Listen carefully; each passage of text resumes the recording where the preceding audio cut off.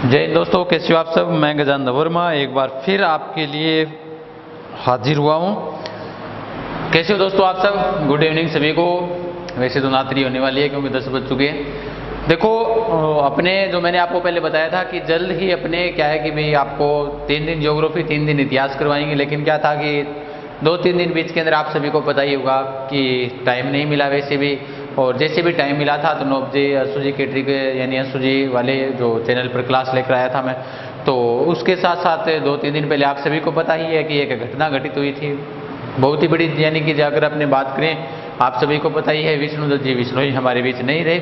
मैं उनको आज भी नमन करता हूँ कि ऐसे एक जाबाज ऑफिसर थे जो हमारे बीच नहीं, सीआई साहब जो राजस्थान के टॉप 10 के अंदर शामिल थे वो आज हमारे बीच नहीं रहे। कुछ वो भी कारण हो गया था, साथ साथ में कुछ एक यहाँ पर जैसे अपने जहाँ से पढ़ा रहे हैं वहाँ पर कुछ एक जो, क्योंकि देश के अंदर आप सभी को पता ही है कोरोना जैसी महामारी विश्व के अंदर जैसी महामारी घोषित कर चुकी है वो आ गई है। उसकी वजह से क्या है कि प्रशासन ने अनुमति नहीं दी थी, अब अनुमति मिल गई है। विशेष रूप से कोई दिक्कत नहीं है, जैसे जैसे टाइम मिला आपके लिए जरूर क्लास लेकर हाजिर होंगे। तो जैसा ही दोस्तों आप सभी को मैंने पता ही है यूट्यूब के ऊपर पोस्ट भी डाली थी कि कल फिर रूबरू होऊंगा आप सभी से भरतपुर का जाट वंश। उसके लिए क्षमा चाहता हूँ कि रविवार से घर से लाइव नहीं आ पाया था, उसके लिए जो विद्यार्थी थे उनको मैंने बता दिया था, यानी कि एक पोस्ट की थी यूट्यूब के ऊपर कम्युनिटी पोस्ट के अंदर, देख लेना आप जाकर। वहाँ पर मैं लगभग जो भी जानकारी होती है तो मैं पहले वहाँ पर अपडेट कर देता हूँ। ठीक है दोस्तों, जैसा आप सभी को पता है और तो बाकी आप सभी को पता ही है। अब मैं आज पढ़ेंगे अपने भरतपुर का जाट वंश, उसके बाद उधर अपने राजस्थान की ज्योग्राफी चल रही है, कल्चर के बजरंग जी सर आपको करवाई रही हैं। और जैसे भी कल्चर के जो टॉपिक है महत्वपूर्ण एक बार बजरंग जी सर करवा दे, उसके बाद में आप सभी को जो टॉपिक है वो सारे के सारे क्या करवा दूंगा, रिपीट करवा दूंगा। आज अपने पढ़ेंगे भरतपुर का जाट वंश। क्या पढ़ेंगे भाई? भरतपुर का जाट वंश। भरतपुर का जाट वंश। देखो अगर अपने बात करें भरतपुर का जाट वंश उदय कब हुआ था, कब किस प्रकार से हुआ था, यहाँ के राजा संस्थापक कौन थे, वास्तविक संस्थापक कौन थे, यानी हर वंश का एक संस्थापक वास्तविक संस्थापक उसके कुल देवता कुल देवियां होती है, तो प्रत्येक वंश की होती है। ठीक उसी प्रकार से राजस्थान के अंदर भी एक वंश है जिसका नाम है भरतपुर का जाट वंश। आज अपने पढ़ेंगे भरतपुर का जाट वंश। लगभग क्या है कि चौहान वंश है, मेवाड़ का गोहिल वंश है, आमेर का कछुआ वंश है, मारवाड़ का राठौड़ वंश है, जो बड़े वंश थे उनको डाला हुआ है, लेकिन यूट्यूब के ऊपर आज तक बहुत ही कम मिलेंगे आपको जैसे भरतपुर का जाट वंश। ठीक है, तो उसके बाद जैसलमेर का भाटी वंश करवा देंगे, क्योंकि और तो जो बड़े बड़े वंश है वो लगभग अध्यापकों ने क्या कर रखे हैं, डाल रखे हैं। ठीक है, तो इनसे संबंधित जो विस्तृत ब्यौरा है वो मैं आज आपके लिए लेकर आया हूँ। ठीक है, ज्यादा से ज्यादा क्लास को शेयर कर दें। अभी भरतपुर का जाट वंश। अब जाट वंश से संबंधित अगर अपने बात करें भरतपुर का, तो राजस्थान में 2 रियासतें थी। कितनी रियासतें थी? 2 रियासतें। नहीं गुरु जी 19 रियासतें, 2 की हैं। अरे 2 रियासतें थी। कौन सी रियासतें थी? 2 जाट रियासतें थी। 2 क्या थी? जाट रियासतें। जाट रियासतें। सर ये 2 जाट रियासतें कौन कौन सी थी? देखो एक तो आप सभी को पता चल गया कौन सी है, एक तो अपने पढ़ी रही है कौन सी है, भरतपुर। और एक कौन सी थी? दूसरी थी, उसका नाम क्या था? धौलपुर, जहां पर राजस्थान में सबसे पहले सूर्य उदय होता है। राजस्थान का पूर्वी जिला, राजस्थान का सबसे छोटा जिला धौलपुर। ठीक है, उससे संबंधित बात कर रहा हूं। तो राजस्थान के अंदर 2 जाट वंश थे, 2 जाट रियासतें थी, एक तो थी भरतपुर और एक थी धौलपुर। अगर अपने थोड़ी सी बैकग्राउंड के अंदर थोड़ी सी और बात करिए अपने एकीकरण के समय, जब मैं चौथा चरण की बात करूं यहाँ पर, किस समय? एकीकरण के समय। एकीकरण का चौथा चरण। एकीकरण का कौन सा चरण? अभी चौथा चरण, जिसका नाम क्या था? वरहत राजस्थान था, जिसके प्रधानमंत्री किसे बनाया गया था? हीरालाल शास्त्री को बनाया गया था। और उद्घाटन के लिए कौन आए थे? सरदार वल्लभ भाई पटेल। राज प्रमुख मानसिंह द्वितीय को बनाया गया था। उस वक्त क्या हुआ था, जब जयपुर राजधानी स्थायी की गई थी तो भरतपुर रियासत को एक केंद्र दिया गया था, यानी जो रियासती विभाग के अंदर जो केंद्र बांटे थे, जैसे शिक्षा का विभाग और वन का विभाग, न्याय का विभाग, खनिज का विभाग, उसी प्रकार से एक विभाग बनता था। उस विभाग का नाम था कृषि का विभाग। कृषि का विभाग। तो अगर आपको पूछ ले कृषि का विभाग किसे दिया गया था, तो कृषि का विभाग किसे दिया गया था? भरतपुर को दिया गया था। किसे दिया गया था?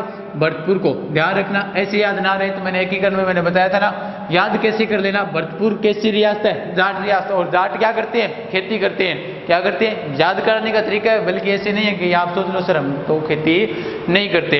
भरतपुर जाट रियासत है और जाट से संबंधित याद रख लेना, जाट खेती करते हैं। तो कृषि का विभाग किसे दिया गया था? चौथे चरण के अंदर भरतपुर को दिया गया था। ध्यान रखना, ठीक है। अब देखो भरतपुर की जाट वंश की बात करें अपने कि भरतपुर में जाट वंश कौन सी, यहां पर एक चीज ध्यान रखना, पहले अपने पढ़ेंगे ये भरतपुर नाम कैसे पड़ा था। यहाँ पर देखो भरतपुर नाम इसलिए पड़ा था, भरतपुर नाम क्यों पड़ा, भरतपुर शहर यानी स्थापना किस प्रकार हुई थी भरतपुर की, तो राम का भाई था जिसका नाम क्या था, भरत। राम का भाई कौन था, राम, भगवान राम का भाई कौन था, भरत। और भरत के नाम पर इस शहर का यानी इस क्षेत्र का नाम क्या पड़ा था, भरतपुर पड़ा था।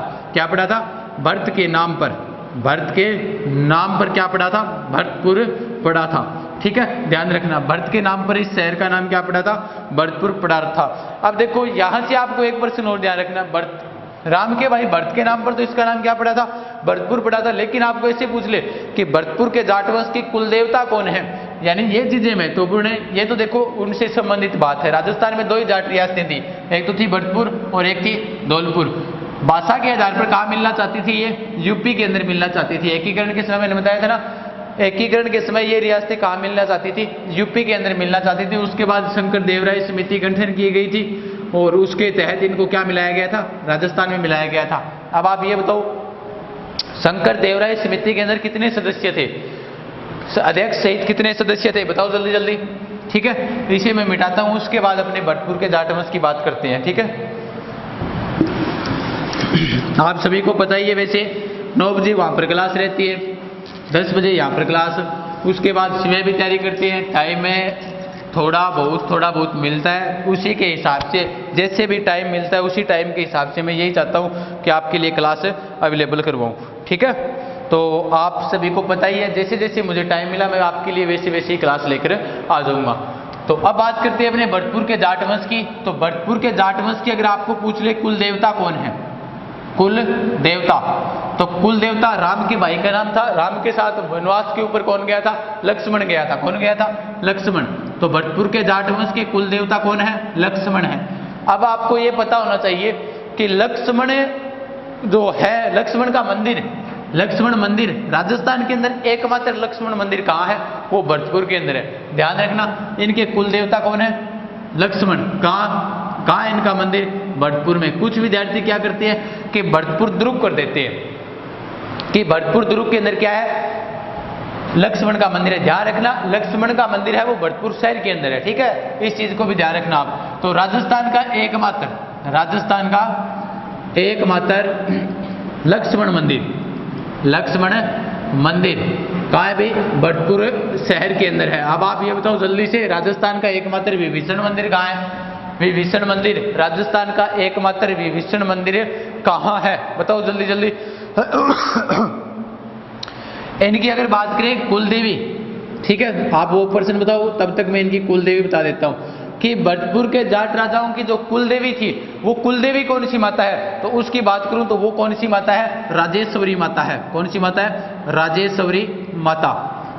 राजेश्वरी माता जिसका मंदिर है वो कहाँ है, लोहागढ़ दुर्ग के अंदर है। लोहागढ़ दुर्ग, लोहागढ़ दुर्ग कहाँ है, भरतपुर के अंदर है। ये है इनकी क्या है, कुलदेवी।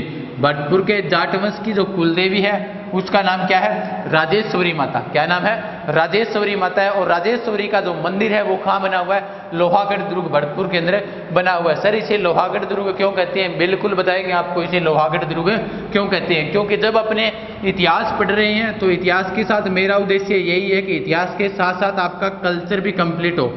ठीक है, कल्चर। और उसके अलावा बच गई बात ज्योग्राफी की, तो ज्योग्राफी 3 दिन जैसे जैसे मुझे टाइम मिला राजस्थान का भूगोल करवाता रहूंगा आपको। ठीक है, और वैसे तो आपको मैंने एक टेलीग्राम पर पोस्ट की थी कि आपको सबसे पहले किसकी क्लास चाहिए, भरतपुर के जाट वंश की या फिर राजस्थान के भौतिक प्रदेश करवाए जाए। तो लगभग विद्यार्थियों ने भौतिक प्रदेश के बारे में कहा था, लेकिन जिन विद्यार्थियों को मैंने कहा था कि 3 दिन भूगोल और 3 दिन क्या करवाऊंगा, इतिहास करवाऊंगा, तब ये भरतपुर का इतिहास जो जाट वंश है वो करवा रहा हूँ। ठीक है, वैसे इसके बाद जो भरतपुर का जाट वंश 2-3 क्लासों में कंप्लीट हो जाएगा। उसके तुरंत बाद क्या है, उसके तुरंत बाद आपको ज्योग्राफी करवा दी जाएगी, यानी स्टार्ट कर दी जाएगी। फिर क्या रहेगा, 3 दिन वही क्रम रहेगा।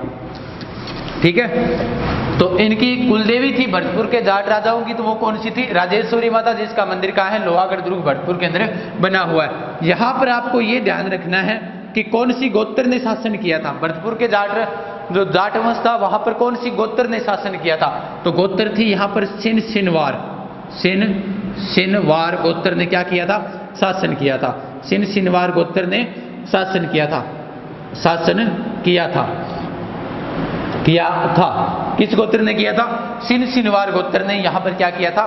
शासन किया था। इस चीज को ध्यान रखना कि भरतपुर के जाट वंश में किस गोत्र ने भरतपुर के ऊपर जो शासन किया था, तो वो गोत्र कौन सी थी? सिन सिनवार गोत्र थी। अब देखो ये थी इससे संबंधित कुछ एक महत्वपूर्ण बातें, लेकिन अब अपने मैप बनाकर पढ़ेंगे, मैप का आधार बनाएंगे कि हुआ क्या था, किस प्रकार घटना हुई। जाटों का जो प्रथम संगठित विद्रोह है वो गोकुला जाट के नेतृत्व में क्यों किया गया था? राजाराम जाट ने अकबर के मकबरे को क्यों उखाड़ फेंक दिया था, क्या कारण था? उसके बाद चूड़ामन से अलग क्यों हो गया था? बदन सिंह यानी बदन सिंह के बीच में जो दरार पड़ी थी चूड़ामन और बदन सिंह के बीच, किसने डाली थी, क्यों डाली थी? ये सारी चीजें एक एक अपने पढ़ेंगे, ठीक है।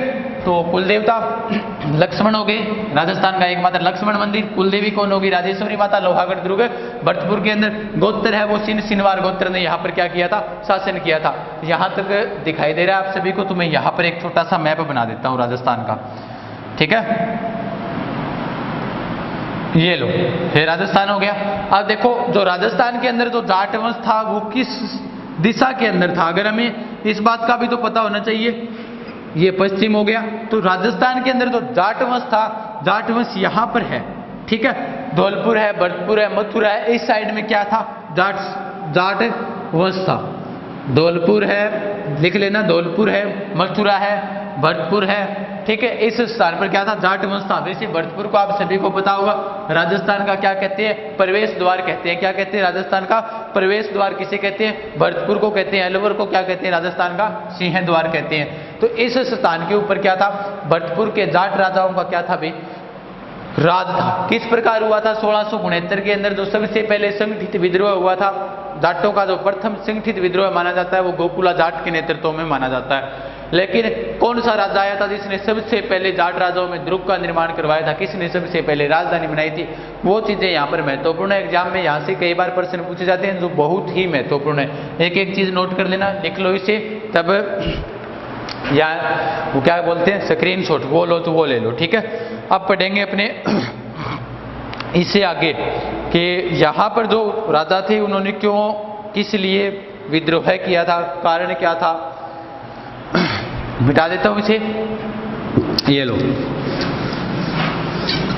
अब देखो ये कुल देवता लक्ष्मण हो गए, इनके माता राजेश्वरी माता हो गई कुल देवी। उसके बाद सिन सिनवार गोत्र ने शासन किया था। ये चीजें ध्यान रखना भी सारी, ठीक है। अब देखो भरतपुर से संबंधित जब बात चल रही है तो आपको ये चीज ध्यान होनी चाहिए, क्योंकि भरतपुर से संबंधित जो भी, जैसे राजस्थान का प्रवेश द्वार है, क्यों कहते हैं, किस लिए कहते हैं, ये चीजें आपको पता होनी चाहिए, ठीक है। जब ज्योग्राफी पढ़ेंगे तो कॉन्सेप्ट पढ़ेंगे अपने, क्यों कहते हैं। यानी आप सभी को पता है लू चलती है, ग्रीष्म ऋतु के अंदर क्या चलती है? लू चलती है। बम्बुलिया आता है, बम्बुलिया नाम सुना है ना आपने? बम्बुलिया आता है, तो वो हमने देखा है बम्बुलिया आता है, लेकिन आता क्यों है? यानी हर चीज के पीछे कॉन्सेप्ट है। जब आप क्यों का आपके पास जवाब होगा तब तक आप आगे बढ़ोगे। यानी क्योंकि आपके पास किसी टीचर ने कह दिया कि इस दुर्ग के ऊपर से किसी ने कहा था कि अबुल फजल ने कहा था कि कुंभलगढ़ दुर्ग के ऊपर देखने से सिर की पगड़ी नीचे गिर जाती है, क्यों कहा था, कारण क्या है, किस लिए कहा गया है वो शब्द। ये चीजें महत्वपूर्ण होती है कि क्यों कहा गया था, ठीक है। ठीक है, वो चीजें ध्यान रखना। उत्तर, दक्षिण, पूर्व, पश्चिम, ये चीजें महत्वपूर्ण होती है, क्योंकि क्यों कहा जाता है किसी चीज के बारे में। तो कॉन्सेप्ट तो है अपने, ये मैटर तो किताबों में भी मिल जाएगा, लेकिन कॉन्सेप्ट पढ़ना है हमें। अब देखो यहां पर जाट विद्रोह हुआ था, यानी जाटों का जो प्रथम संगठित विद्रोह था, जाटों का प्रथम संगठित विद्रोह है, संगठित विद्रोह है, वो कौन सा था, वो किसने किया था। यहां पर एक व्यक्ति था जिसका नाम था गोकुला जाट। क्या नाम था? गोकुला जाट। गोकुला जाट ने यहां पर क्या किया था? प्रथम संगठित विद्रोह किया था। अब देखो कब किया था सर इसने? 1669 और 70 के बीच किया था। क्यों किया था? उस वक्त दिल्ली का राजा कौन था? उस वक्त दिल्ली का राजा था औरंगजेब। कौन था? औरंगजेब। उस वक्त दिल्ली का राजा औरंगजेब था। आप सभी को पता ही होगा, जिसकी मृत्यु कब हुई थी? 1707 के अंदर हुई थी, जिसने दो युद्ध लड़े थे, दोराई का युद्ध और धर्मत का युद्ध लड़ा था उसने, ठीक है। वही औरंगजेब की मैं बात कर रहा हूं। और इसी औरंगजेब ने क्या किया था? अत्याचार किए थे और हिंदुओं पर क्या लगा दिया था? जजिया कर लगा दिया था। क्या लगा दिया था? जजिया कर। सर ये जजिया कर क्या होता है? हिंदुओं से, यानी वो गैर मुस्लिमों से लिया जाने वाला कर कौन सा होता है? जजिया कर होता है। हिंदुओं के ऊपर ये कर लगा दिया। इस कर की वजह से गोकुला जाट ने यहां पर क्या किया था? प्रथम विद्रोह किया था। अब विद्रोह किया था तो किया था, लेकिन हुआ काफी तरीके से फेमस था ये विद्रोह। किस प्रकार से हुआ था? जब इसने विद्रोह कर दिया और कर देने से मना कर दिया, किस किस स्थान पर हुआ था अगर आपको पूछ ले तो वो कौन सा है? भरतपुर, धौलपुर और उसके बाद मथुरा। ये चीजें महत्वपूर्ण होती है यहां से, ठीक है, ध्यान रखना इन्हें। इस स्थान पर इसने क्या किया था? विद्रोह किया था। किसने? गोकुला जाट ने। अब देखो उस वक्त दिल्ली का राजा कौन है? औरंगजेब है। अब औरंगजेब इस विद्रोह को दबाने के लिए भेजेगा, तो जब औरंगजेब इसे दबाने के लिए भेजेगा तब यहां पर क्या होगा? एक व्यक्ति को भेजता है औरंगजेब। किसे भेजता है? हसन अली खां को भेजता है। किसे भेजता है? हसन अली खान को भेजता है। किसे भेजता है भाई? हसन अली खान को भेजता है। और एक स्थान था, उस स्थान का नाम था तिलपत। तिलपत कहां पड़ता है? यूपी के अंदर पड़ता है वर्तमान में। कहां पड़ता है? यूपी के अंदर। और एक युद्ध हुआ था, उस युद्ध का नाम था तिलपत का युद्ध। क्या नाम था? तिलपत का युद्ध, ठीक है। इस युद्ध के अंदर क्या हुआ था? इस युद्ध के अंदर ये मैदान अगर आपको पूछ ले कि तिलपत का मैदान कहां है, तो कहां पर है? यूपी के अंदर है। साफ दिखाई दे रहा है क्या? देखना भी सभी, साफ दिखाई दे रहा है क्या? साफ दिखाई दे रहा है कि मार्कर चेंज कर दिया, क्योंकि जब ये लाइटिंग पड़ती है तो उसकी वजह से ये थोड़ा साफ कम दिखाई देता है, ठीक है। अब देखो हसन अली खां को भेजा था। किसने भेजा था? औरंगजेब ने इसे भेजा था। किसके लिए भेजा था? गोकुला जाट के लिए भेजा था कि इसका तुम क्या करो? दमन कर कराओ। ये हमारे विरुद्ध विद्रोह कर रहा है। और औरंगजेब की क्या नीति थी? कूटनीति का था। आप सभी को पता है तिलपत का युद्ध हुआ था। और तिलपत के युद्ध का परिणाम क्या आया था? इसका परिणाम ये आया था कि परिणाम के अंदर गोकुला जाट क्या हो गया था? वीर गति को प्राप्त हो गया था। किसको प्राप्त हो गया?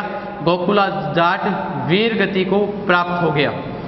वीर गति को प्राप्त हो गया। कौन भाई? गोकुला जाट। गोकुला जाट वीर गति को प्राप्त हो गया। और उसके बाद यानी यहां पर अभी तक कोई राजा नहीं है।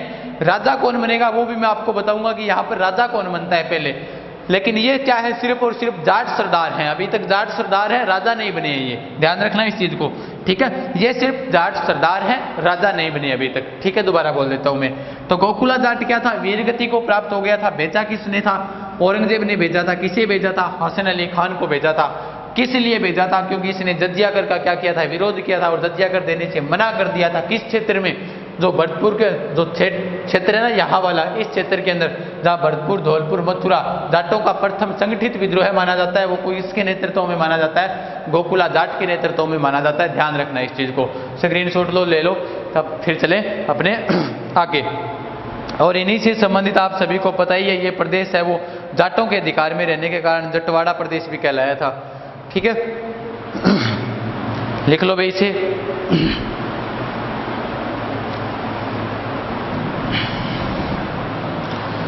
मिटा दूं?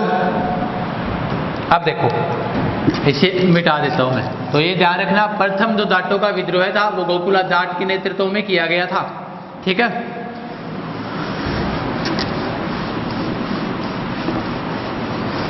अब पढ़ते हैं अपने आगे। आपका लक्ष्य क्या है? आप एक चीज देखो, हमेशा याद रखने की बात है। कुछ एक विद्यार्थी कहते हैं, क्या कहते हैं कि सर हमें ये सिखाया गया था कि कुछ पाने के लिए कुछ खोना पड़ता है। अब कहने का मतलब ये नहीं है मेरा कि आप यहाँ पर ये क्लास अटेंड करो। मेरे कहने का मतलब ये है कुछ पाने के लिए कुछ खोना नहीं पड़ता है, कुछ पाने के लिए कुछ करना पड़ता है। करते रहो, कर्म करते रहो, फल मिलते रहेंगे, ठीक है। वैसे स्टेट्स लगाते रहोगे तो कोई फायदा नहीं है। जो कुछ के स्टेट्स देखे थे कि सर कोशिश करने वालों की कभी हार नहीं होती, और थोड़ा सा नीचे जाकर लिखते हैं सिर्फ बेइज्जती हो जाती है। बेइज्जती कभी नहीं होती है, कोशिश करने वालों की कभी हार नहीं होती। ये चीज ध्यान में रखना आप, ठीक है। आपका काम है प्रयास करते रहो, खेती करते रहो, कभी तो पककर तैयार होगी। अब देखो उसके बाद यहाँ पर गोकुला जाट के बाद यानी जहां पर सरदार बना था राजा राम। कौन बना था? राजा राम जाट बना था। राजा राम जाट ने भी क्या किया था? मुगलों के विरुद्ध विद्रोह किया था। क्या किया था? विद्रोह जारी रखा, जारी रखा। अब किस प्रकार से रखा था इसने विद्रोह जारी, वो देखते हैं कि मुगलों के विरुद्ध राजा राम जाट ने विद्रोह किस प्रकार जारी रखा था। अब देखो ये हो गया अपना राजस्थान, ठीक है। यहां पर है जाट, ठीक है, और यहां पर है दिल्ली। और दिल्ली के अंदर उस वक्त मुगल बादशाह कौन था? औरंगजेब, ठीक है। अब इसने यहां पर जाटों के विरुद्ध विद्रोह, यानी जाटों ने अपना जो मुगलों के विरुद्ध विद्रोह था वो जारी रखा, लेकिन अब क्या होगा कि उस वक्त औरंगजेब बताते हैं कहाँ गया हुआ था। औरंगजेब आया हुआ था दक्षिण भारत के अंदर आया हुआ था। कहाँ आया हुआ था? दक्षिण भारत में। तो दक्षिण भारत के अंदर आया था। तो राजा राम जाट ने तो यहाँ पर जो क्षेत्र है वो किसके अंदर में है? जाटों के। तो जाटों ने फिर क्या कर दिया? मुगलों के विरुद्ध विद्रोह कर दिया। मुगलों के विरुद्ध क्या कर दिया? विद्रोह कर दिया। विद्रोह कर दिया, ठीक है। यानी मुगलों के विरुद्ध फिर विद्रोह कर दिया। कौन कर दिया? राजा राम जाट ने कर दिया। अब क्या हुआ था? राजा राम जाट ने विद्रोह किया तो किया, साथ में यहाँ पर एक किला है आगरा। आगरा के किले पर क्या कर दी? चढ़ाई कर दी। आगरा के किले पर चढ़ाई कर दी और इसे लूट लिया, यानी आक्रमण करो।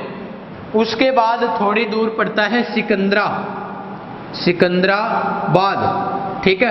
वहां पर था किसका मकबरा था? सिकंदराबाद के अंदर था अकबर का मकबरा। किसका मकबरा था? अकबर का। और उस अकबर के मकबरे को क्या किया था? लूट लिया था। अकबर का मकबरा, अकबर का मकबरा, अकबर के मकबरे को इसने क्या किया? राजा राम जाट ने लूट लिया। वहां पर उसके बाद क्या हुआ था? यहां पर एक कथन आता है, वो बहुत ही महत्वपूर्ण है एग्जाम की दृष्टि से। अकबर का मकबरा लूट लिया, जो मकबरा बना हुआ है सिकंदराबाद के अंदर। आगरा के किले पर चढ़ाई कर दी, इसको भी लूट लिया। और यहाँ के क्षेत्र में क्या लगा दी थी? इसने आग लगा दी थी। अकबर के मकबरे को लूटने के बाद इसने एक बात कही थी, यहाँ पर अकबर की अस्थियां निकाली बाहर। मकबरे से अस्थियां बाहर निकाली। क्या निकाली थी राजा राम जाट ने? अस्थियां बाहर निकाली। अस्थियां, अस्थियां समझ गए ना आप? अस्थियां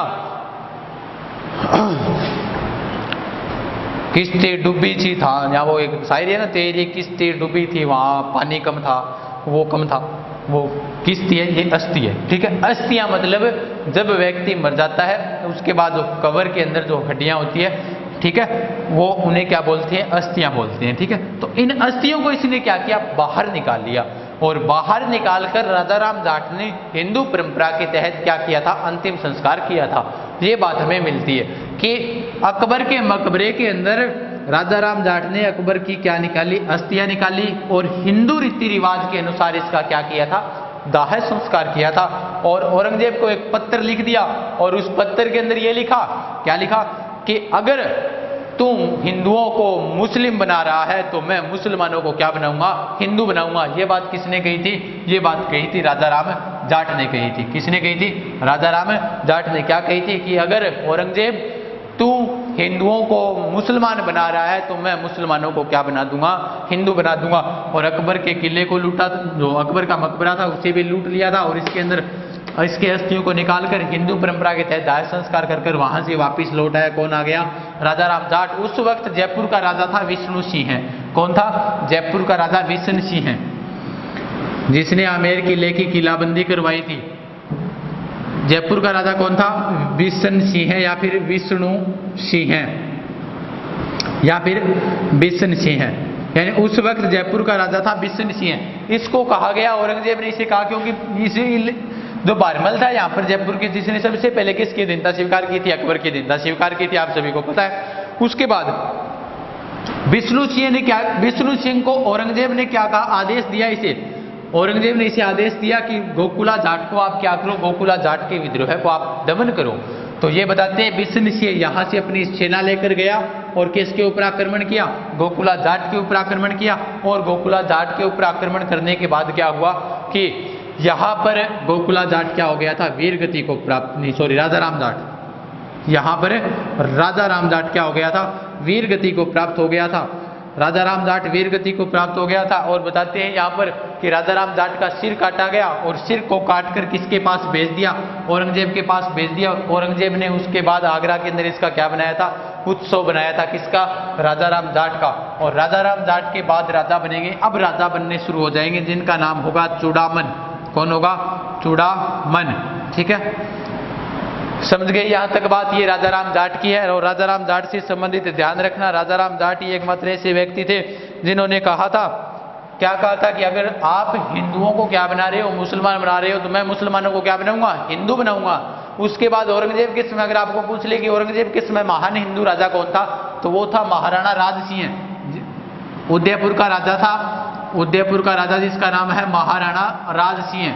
राज सिंह, महाराणा राज सिंह, जिसने उससे संबंधित अगर बात करें राज सिंह से संबंधित, राज सिंह वही राज सिंह है जिसने राजसमंद झील का निर्माण करवाया था। उसके साथ साथ और यहाँ से आप ध्यान रखना, राज सिंह वही राज सिंह है जिसने जो तारूमती थी किशनगढ़ की राजकुमारी, उसके साथ क्या किया था, विवाह किया था। और उसके साथ विवाह करना कौन चाहता था, औरंगजेब करना चाहता था। राज सिंह ने अजीत सिंह को शरण दी थी और मेवाड़ मुगल संधि 1615 के तहत जो शर्त थी कि चित्तौड़गढ़ दुर्ग का पुनः निर्माण नहीं करवाओगी तो राज सिंह ने क्या करवाया था, चित्तौड़गढ़ दुर्ग का पुनः निर्माण करवाया था। जज्जियागढ़ का विरोध किया था राज सिंह ने भी।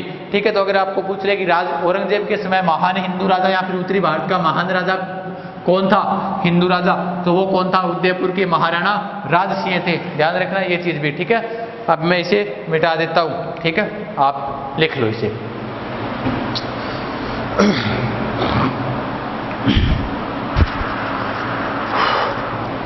ठीक है, मिटा देता हूं। 1 मिनट में टाइम देख लेता हूं क्लास का कितना हो गया। 1 मिनट दो, तो आप तब तक इसे लिखिए। 1 मिनट। अब ये हो गया विष्णु सिंह। उसके बाद अब अपने आगे बात करते हैं चूड़ामन की। ठीक है, चूड़ामन को पढ़ेंगे। ये राजाराम जाट हो गया। उससे पहले अगर अपने बात करें राजाराम जाट से संबंधित, यानी अगर आपको पूछ ले, एक बज्जा नाम कर भी एक व्यक्ति आया था जिसको जाट शक्ति श्रेय का करने का जो उद्देश्य करने का जो श्रेय दिया जाता है वो बज्जा को दिया जाता है। जाटों की शक्ति का जो श्रेय दिया जाता है शुरुआत के अंदर वो बज्जा को दिया जाता है। और उससे संबंधित अगर अपनी और बात करें जाटों से संबंधित, तो आप एक चीज नोट करना कि शाहजहां के समय बताते हैं कि जाटों के ऊपर है ना, जाट है वो ना तो घोड़े के ऊपर चल सकते थे, यानी कि घोड़े के ऊपर नहीं बैठ सकते थे। कौन है, शाहजहां के समय कौन है, जाट। ठीक है, ये चीज ध्यान रखना, घोड़े के ऊपर नहीं बैठ सकते थे। और यानी घोड़े की सवारी करना या फिर बंदूक रखना या दुर्ग बनाने के ऊपर क्या थी, रोक थी। उसके बाद राजा बना था चूड़ामन, और ये प्रथम राजा इतने तो क्या थे, जो अब तक बने थे वो तो सरदार थे। ठीक है, और अब ये चूड़ामन है वो क्या बनेगा, राजा बनेगा। ठीक है, शासनकाल एक बार इनका नहीं लिखवाएंगे क्योंकि एग्जाम के अंदर शासनकाल नहीं पूछा जाता है। एक दो बार पूछा गया था। वो क्यों पूछा गया था, क्योंकि वो स्पेशल टॉपिक थे, यानी कि या तो फिर वो रीट के अंदर पूछा गया या फिर कोई और, तो वहां पर स्पेशल टॉपिक था वो, या फिर सेकंड ग्रेड के अंदर या फिर फर्स्ट ग्रेड के अंदर। अगर आपको ऐसे दे दिया जाए कि सवाई जय सिंह, आपको एग्जाम में सवाई जय सिंह से संबंधित कोई भी प्रश्न आ सकता है, तो यहाँ पर आपसे सवाई जय सिंह का शासनकाल भी पूछ सकता है वो। ठीक है, तो 1-2 बार पूछी गई है एग्जाम में, शासनकाल नहीं पूछे जाते हैं। तो चूड़ामन से संबंधित अगर अपने बात करूं तो चूड़ामन था भरतपुर जाट राजा का, यानी भरतपुर में जाटों का संस्थापक कौन था, वो था चूड़ामन। संस्थापक कौन था, चूड़ामन था। कौन था भाई, संस्थापक चूड़ामन था। अगर आपको पूछ ले वास्तविक संस्थापक तो वास्तविक संस्थापक कौन होंगे, बदन सिंह होंगे। कौन होंगे, बदन सिंह। और ये हैं भरतपुर के प्रथम राजा भी हैं, इन्हें ध्यान रखना। भरतपुर के प्रथम राजा हैं, जाट वंश के जो प्रथम राजा थे वो कौन थे, चूड़ामन थे। जाट वंश के प्रथम राजा कौन थे, चूड़ामन थे। तो याद रखना यहाँ पर चूड़ामन से संबंधित इतने तो सरदार बने थे, अब ये क्या बना है, राजा बना है। ठीक है, इसके संबंधित अगर अपने बात करें, जब 1707 में मृत्यु हुई थी औरंगजेब की, किसकी मृत्यु हुई थी, औरंगजेब की। 1707 में जब औरंगजेब की मृत्यु हुई थी उस वक्त क्या हुआ था, देखो 1707 में जब औरंगजेब की मृत्यु हुई थी तो औरंगजेब के जो पुत्र थे, जिनको एक को आजम व मुअज्जम कहा जाता है, जिन दोनों भाइयों के बीच में जाजऊ का युद्ध हुआ था, तो उस जाजऊ के युद्ध के अंदर इसने क्या की थी, चूड़ामन ने लूटमार की थी, काफी क्षेत्रों को लूटा था। और लुटेरे से ये क्या बन गया, आगे जाकर राजा बन गया। और भरतपुर के जाट वंश में जो प्रथम राजा बना था वो कौन बना था, ध्यान रखना, चूड़ामन बना था। अब से पहले क्या थे, अब से पहले सरदार थे। ये राजा बन गया चूड़ामन अब राजा बन गया। राजा बनते ही क्या क्या करेगा ये देखो आप। इसको फर्रुखियत ने कुछ एक जागीर दी थी। किसने, फर्रुखियत ने जागीर दी थी। कौन कौन सी, जैसे मथुरा है वो क्षेत्र इसने क्या किया था, जागीर में दिया था। उसके बाद इसने बताते थून को अपनी राजधानी बनाई थी, लेकिन वो ऑथेंटिक नहीं है। लेकिन आप ध्यान रखना, भरतपुर का प्रथम राजा जिसने थून के किले का निर्माण करवाया था, किसका निर्माण करवाया था, थून के किले का निर्माण करवाया था। अगर आपको पूछ ले कि भरतपुर के जाट राजाओं में सबसे पहले किस राजा ने किले का निर्माण करवाया था, तो वो राजा कौन सा है? चूड़ामन है। चूड़ामन ने थून के किले का निर्माण करवाया था और ये भरतपुर का प्रथम राजा है जिसने किसका निर्माण करवाया था? जिसने थून के किले का निर्माण करवाया था। ये चीज ध्यान रखना। प्रकुशिर ने इसे जागीर दी थी और उसके बाद मथुरा व भरतपुर क्षेत्र की जो जागीरें दे दी गई थी इसे, और थून के किले का इसने क्या करवाया था? निर्माण करवाया था। और भरतपुर का प्रथम राजा जिसने किले का निर्माण करवाया था। अब उसके बाद आगे क्या घटना घटित हुई? चूड़ामन से संबंधित, चूड़ामन लुटेरा से क्या बन गया? राजा बन गया। अब इससे संबंधित अगर अपने बात करें कि आगे क्या घटना घटित हुई थी, तो यहां पर जयपुर का राजा, एक बार इसे मिटा देता हूं, मैप बनाएंगे तो ध्यान रखना। थून के किले का निर्माण, लुटेरे से राजा बना था चूड़ामन, ये चीज भी आप नोट कर लेना। प्रथम राजा है ये भरतपुर के जाट राजाओं का। जो जाट वंश में जो प्रथम राजा बना था वो कौन बना था? चूड़ामन बना था। अब देखो ये लो आपका मैप, ठीक है।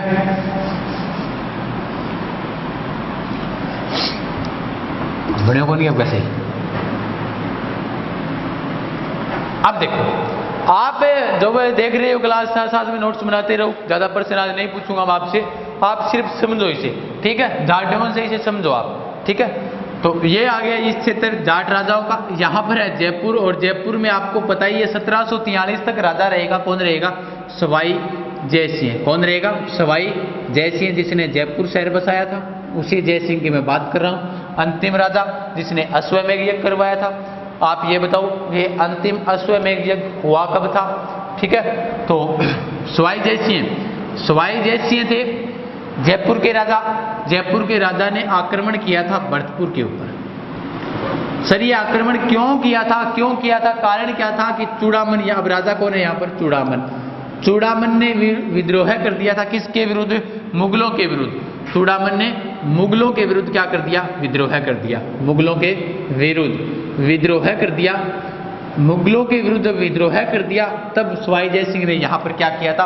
आक्रमण किया था चूड़ामन के ऊपर। अब देखो आक्रमण इतना भयंकर किया था इसने कि जो जाट राजा थे वो कितने भागों में बंट गए? 2 भागों में बंट गए। एक तरफ कौन हो गया? चूड़ामन हो गया, और दूसरी तरफ कौन हो गए? बदन सिंह हो गए, ठीक है। अब देखो थून के किले का निर्माण करवाया था, मैंने आपको 4 बार ये बात करवा दी है। अब देखो कुछ जगह क्या मिलता है, कुछ जगह ये मिलता है कि चूड़ामन के जो बेटे थे वो धुर थे, यानी कि बहुत तेज थे। जमीनी जायदाद का आपसी झगड़ा होने की वजह से वहां पर चूड़ामन पहुंचे, तो चूड़ामन की क्या कर दी थी उन्होंने? बेइज्जती कर दी थी, और चूड़ामन ने क्या कर ली थी? आत्महत्या कर ली थी। लेकिन यहाँ पर हमें याद ये रखना है कि सवाई जयसिंह, क्योंकि शुरुआत में जब राजाओं का सन नहीं मिलता, इनके बारे में विस्तृत रूप से कोई इतिहासकार ने नहीं लिखा है, ठीक है। जो बातें मिलती है उन्हीं से संबंधित है, लेकिन विस्तृत रूप से किसी इतिहासकार ने इनके बारे में नहीं लिखा है। जिस प्रकार से नैणसी ने लिखा था, श्यामल दास ने लिखा था, उस प्रकार से यहाँ पर इतिहास नहीं है, इन जाट राजाओं का नहीं मिलता है। लेकिन चूड़ामन और बदन सिंह याद रखना, एक तरफ कौन हो गया था? बदन सिंह हो गया था, और बदन सिंह को सवाई जयसिंह ने किसकी ओर मिला लिया? अपनी ओर मिला लिया। और बदन सिंह किसकी ओर हो गया था? सवाई जयसिंह की ओर हो गया था कि भाई तेरी शिकायत, यानी तेरी लगान लगा देंगे भाई। औरंगजेब जो दिल्ली के राजा है ना, बादशाह, मुगल बादशाह, उनको कहेंगे कि बदन सिंह अच्छा इंसान है, आप इसे राजा बना दो, आप चूड़ामन का साथ छोड़ दो। और बदन सिंह ने किसका साथ छोड़ दिया? चूड़ामन का साथ छोड़ दिया, और चूड़ामन ने अपनी बेइज्जती अनुभव की और थून के किले के अंदर क्या कर ली? आत्महत्या। थून के किले में क्या कर ली? आत्महत्या कर ली। किसने भाई? आत्महत्या किसने की? वो की थी चूड़ामन ने की थी। थून के किले में आत्महत्या कर ली। किसने कर ली? चूड़ामन ने कर ली थी। अब देखो सवाई जयसिंह ने उसके बाद इस थून के किले के अंदर क्या किया था? उस विद्रोह को दबा दिया था, और विद्रोह दबाने के बाद चूड़ामन ने क्या कर ली थी? आत्महत्या कर ली थी। ये चीज ध्यान रखना। और अगर आपको पूछ ले कि इनके जो 2 पुत्र थे चूड़ामन के, एक का नाम मोखम सिंह और एक का नाम जूलकर्ण आता है, ठीक है। ये तो एग्जाम में नहीं पूछेंगे, फिर भी लिखा देता हूँ, मोखम सिंह है, यहाँ लिख देता हूँ मोखम सिंह है एक का नाम था, और एक का नाम था जूलकर्ण, ठीक है। तो ये थे चूड़ामन तक हमने आज ये बातें पढ़ ली है कंप्लीट रूप से। प्रकुशिर ने इसे एक उपाधि दी थी चूड़ामन को, ज्यादा तो बातें नहीं पढ़ी, लेकिन एक बात और रह गई थी, इसकी उपाधि दी थी। किसने दी थी? फर्रुखशियर ने दी थी। किसने दी थी? फर्रुखशियर ने। फर्रुखशियर कौन है सर? फर्रुखशियर है ये मुगल राजा है, ठीक है। और इस मुगल राजा ने इसे उपाधि दी थी राव बहादुर की, राव बहादुर खान की, किसकी उपाधि दी थी? राव बहादुर खान की उपाधि दी थी। किसे? चूड़ामन को दी थी। किसने दी थी? फर्रुखसिंह ने दी थी। राव बहादुर खान की उपाधि इसे दी थी। ठीक है, तो दोस्तों आज के लिए इतना ही पढ़ेंगे, बाकी पढ़ेंगे कल, क्योंकि क्लासें कुछ एनर्जी भी तो आती है, लगातार 2 क्लास ही हो गई, मुर्दों से तुम हूँ, संध्या नहीं है। तो देखो ध्यान रखना, ये हमने यहाँ तक आज पढ़ लिया है भरतपुर का जाट वंश। उसके बाद कल कोशिश करेंगे कि कल ये जाट वंश है वो कंप्लीट कर लें। ठीक है, आज चूड़ामन तक पढ़ लिया, और यहाँ से क्या प्रश्न पूछे जा सकते हैं जो मैंने आपको बताया, क्यों यानी पूछे जा सकते हैं कि इसको राव बहादुर खान की उपाधि किसने दी थी? फर्रुखसिंह ने दी थी। ठीक है, चूड़ामन प्रथम राजा जिसने भरतपुर का प्रथम राजा जिसने थून के किले का क्या करवाया था? निर्माण करवाया था। उसके बाद चूड़ामन से संबंधित ही चूड़ामन संस्थापक माना जाता है जाट वंश का। वास्तविक संस्थापक बदन सिंह को कहा जाता है। जाट शक्ति का जो श्रेय करने का, जो उदय करने का जो श्रेय दिया जाता है वो भज्जा को दिया जाता है। ठीक है, यानी जाट राजस्थान में जाट शक्ति का उदय करने का जो श्रेय है वो किसे दिया जाता है? भज्जा को दिया जाता है। ये थी दोस्तों आज तक ये भरतपुर के जाट वंश तक यहाँ तक बातें। अब कोशिश करूंगा जल्दी आगे वाली क्लास आपके लिए अवेलेबल करो। तब तक के लिए धन्यवाद दोस्तों। और सभी विद्यार्थियों से मेरा अनुरोध है, जो विद्यार्थी आज लास्ट तक जुड़े हुए हैं इस क्लास के अंदर, सभी से अनुरोध है, जिस भी जिले से जुड़े हुए हैं प्रत्येक क्षेत्र के अंदर क्लास को शेयर करें। ठीक है, मेरा भी हौसला बना रहे कि विद्यार्थी जुड़ रहे हैं रोजाना नए, और हमें भी नई नई ऊर्जा मिलती रहे। और मेरी जो टीम है वो आपके लिए पूर्ण रूप से आपको हर बार नई क्लास अवेलेबल करवाने की कोशिश करती है। बख्शी जी सर की बात करूं तो वो राजनीति की है, और वैसे वही आपको इंग्लिश भी करवाएंगे। लेवल उनका काफ़ी अच्छा है, और आपने राजनीति उनसे पढ़ी होगी, आराम से करवाते हैं, एकदम बढ़िया तरीके से नोट्स बना लेना, उनसे बाहर कुछ नहीं जाएगा, ये मेरी गारंटी है। ठीक है, तो उसके बाद अगर बात करूँ तो एक से एक बढ़िया चीज़ है वो आपके लिए अवेलेबल करवाने की मैं कोशिश करूँगा। और जो भी नए टीचर हैं या फिर जो वर्तमान के अंदर जो कह रहे हैं भाई पढ़ाने दो, हमें भी पढ़ाने का मौका दो, तो भाई पढ़ सकते हैं, हम क्यों रोके, पढ़ा दो, कोई दिक्कत नहीं है। तो जो भी टीचर हैं तो उनकी क्लास इसीलिए याद लगवाई थी मैंने। ठीक है, ध्यान रखना। तो उपाधि ये तो आज यहाँ तक ही पढ़ेंगे, और सभी विद्यार्थी क्लास को ज़्यादा से ज़्यादा शेयर कर दें, क्योंकि मेरा भी हौसला बना रहे कि मेरे साथ भी जो विद्यार्थी हैं वो जुड़े हुए हैं, और मैं आपके लिए निरंतर प्रयास करता रहूँगा कि हर दिन नई क्लास लेकर आऊँ। तब तक के लिए शुभ रात्रि दोस्तों, मिलेंगे जल्द ही अगले क्लास के अंदर। जय हिंद, जय भारत। बंद कर दो इसे।